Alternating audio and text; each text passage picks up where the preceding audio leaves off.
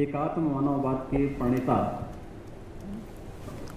पंडित दीनदयाल उपाध्याय जी की जन्मभूमि और कर्मभूमि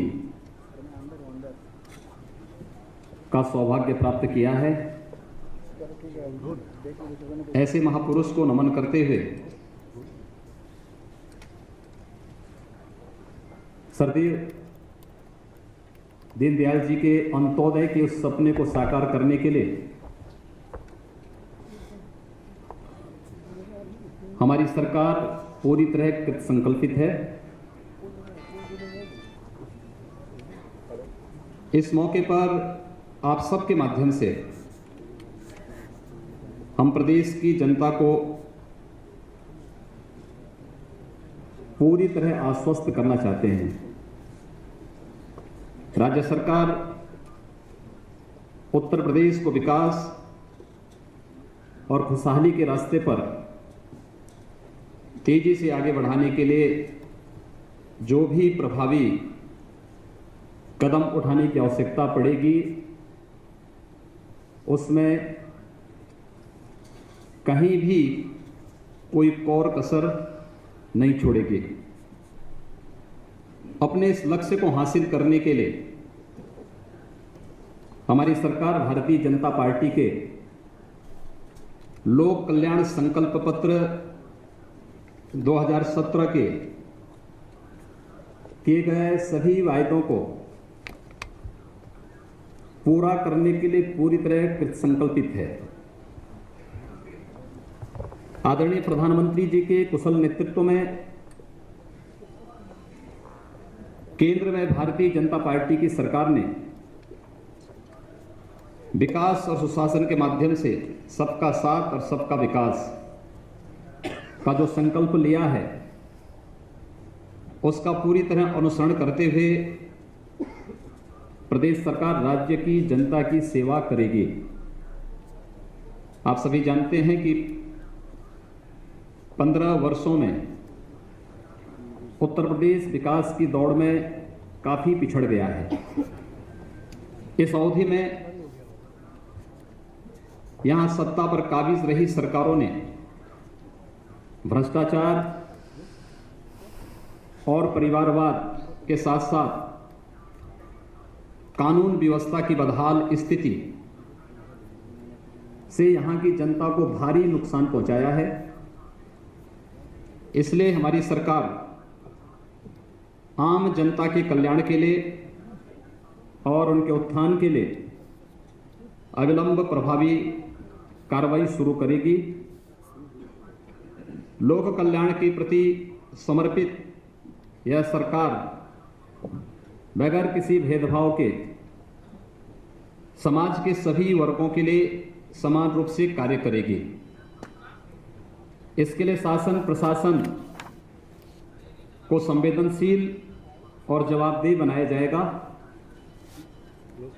भोजन, आवास, सड़क, पेयजल, शौचालय जैसी बुनियादी आवश्यकताओं की पूर्ति के साथ साथ उत्तर प्रदेश की कानून व्यवस्था चाक चौबंद रखने के लिए सरकार निरंतर पूरी सजग तरीके से कार्य करेगी। प्रदेश में शिक्षा का उन्नयन, युवाओं के लिए रोजगार के अवसरों में वृद्धि, आम जनता को स्वास्थ्य और परिवहन की अच्छी सुविधा प्राप्त हो। भारतीय जनता पार्टी की सरकार इस दिशा में ठोस प्रयास करेगी। समाज के गरीब, दलित एवं पिछड़े वर्गों के कल्याण के लिए विशेष प्रयास किए जाएंगे। हमारे प्रदेश की आबादी का एक बड़ा हिस्सा ग्रामीण इलाकों में रहता है। अपनी आजीविका के लिए उन्हें खेती पर निर्भर रहना पड़ता है। इसे ध्यान में रखते हुए राज्य सरकार यह सुनिश्चित करेगी कि कृषि ही प्रदेश के विकास का आधार बने। कृषि, किसान तथा खेतीहर मजदूर, इन तीनों के विकास के लिए हर स्तर पर प्रयास किए जाएंगे। प्रदेश सरकार महिलाओं के सशक्तिकरण, उन्हें समान अवसर देने के लिए हर संभव प्रयास करेगी।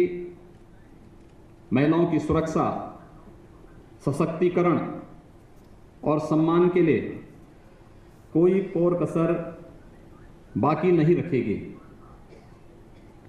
पूर्ववर्ती सरकारों के बदहाल शासन का खामियाजा प्रदेश की युवा पीढ़ी को भुगतना पड़ा है। युवाओं को गुणात्मक शिक्षा सुलभ हो, कौशल विकास के माध्यम से उन्हें रोजगार के सुगम अवसर प्राप्त हों, इसके लिए भी प्रदेश सरकार पूरी संवेदनशीलता से कार्य करेगी। सरकारी नौकरियों की भर्ती प्रक्रिया को भ्रष्टाचार विहीन एवं पारदर्शी बनाया जाएगा। निवेश को बढ़ावा देते हुए राज्य का संतुलित औद्योगिक विकास भी किया जाएगा।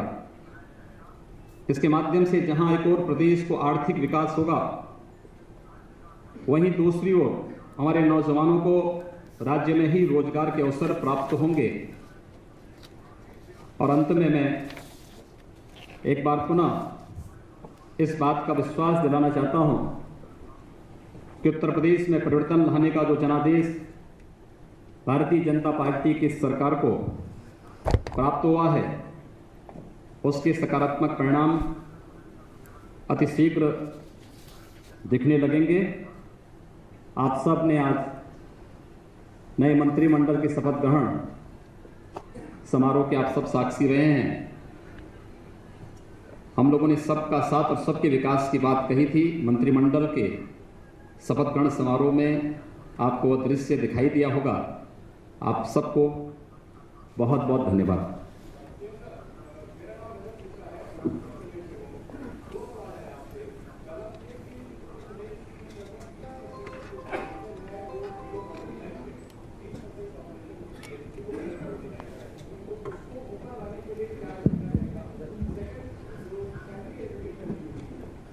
बहुत खराब है, तो इन दोनों चीजों को सुधारने के लिए क्या बीजेपी करने वाली है, यूपी सरकार करने वाली है? भारतीय जनता पार्टी ने चुनाव के पूर्व जनता के सामने अपना विजन डॉक्यूमेंट के रूप में लोक कल्याण संकल्प पत्र रखा था। लोक कल्याण संकल्प पत्र के माध्यम से जो भी हम लोगों ने प्रदेश की जनता से वायदे किए हैं, हम उनको पूरा करने के लिए कृत संकल्पित हैं। चाहे वह खेतीहर मजदूर हो या हमारा किसान, इन सब के उन्नयन के लिए, उनकी आय को दुगना करने के लिए, युवाओं के रोजगार सृजन करने के लिए ठोस कदम उठाए जा रहे हैं और आपको हम परिणाम देंगे। आज हम सब ने एक औपचारिक कैबिनेट की बैठक की है, मंत्रि परिषद का एक परिचय का एक बैठक की है। उस बैठक के बारे में हमारे वरिष्ठ सहयोगी श्री सिद्धार्थनाथ सिंह जी और श्रीकांत शर्मा जी आपको अवगत कराएंगे। और नियमित ब्रीफिंग के लिए भी हमारे 2 सदस्य कैबिनेट की जो बैठकें अगले सप्ताह से प्रारंभ होंगी, तो उसकी नियमित ब्रीफिंग और सरकार के कार्यों के बारे में भी जो नियमित ब्रीफिंग के लिए हमने अपनी वरिष्ठ सहयोगी श्री सिद्धार्थनाथ सिंह जी को और श्री श्रीकांत शर्मा जी को अधिकृत किया है। मैं चाहूँगा अगर दोनों हमारे यहाँ मौजूद हों तो सिद्धार्थनाथ सिंह। मुख्यमंत्री जी, एक सवाल मुख्यमंत्री जी, मेरा नाम आप विश्वास करिए, एक बार कार्य करने दीजिए, उसके बाद फिर बहुत छोटा सवाल है।